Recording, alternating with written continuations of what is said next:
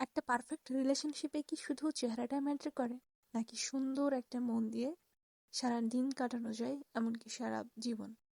তো চলুন আজকে একটা নাটক এক্সপ্লেনেশন করি, যেটা হচ্ছে লাভিং ফ্রেন্ড, যেখানে অভিনয় করেছে খায়রুল বাশার এবং তটিনী। তো নাটকের মেইন কাহিনী ছিল একটা লং ডিস্টেন্স রিলেশনশিপ। তারা নিয়মিত ফোনে কথা বলে, কিন্তু কেউ কারোর সাথে কখনো দেখা করেনি।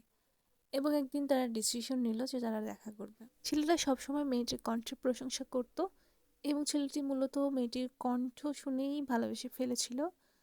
কিন্তু তার এক্সপেকটেশনে ছিল যে তার কণ্ঠ সুন্দর মানে সেও অনেক সুন্দর হবে। তো একদিন হচ্ছে তারা দেখা করার প্ল্যান করে, এবং ছেলেটি আহ, তার দেশে যায় তার সাথে দেখা করার জন্য। কিন্তু দেখা করার পর তার এক্সপেকটেশন জিরো হয়ে যায়, মানে তার মেয়েটিকে পছন্দ হয় না।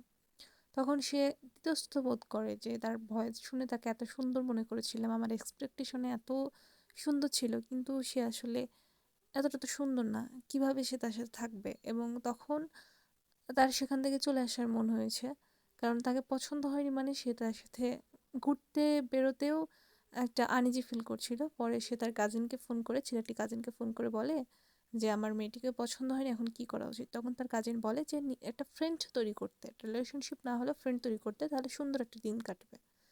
আসলে এখানে সুন্দর একটা দিন কেটেছে, তারা একটা গুড ফ্রেন্ড, লাভিং ফ্রেন্ড হিসেবে সারাটা দিন কাটিয়েছে, অনেক জায়গায় ঘুরেছে, ছবি তুলেছে, এমনকি মেয়েটি তার নিজের বাসায় নিয়ে গিয়েছিল তার ভাবি ভাইয়ের সাথে দেখা করতে, ডিনার করতে।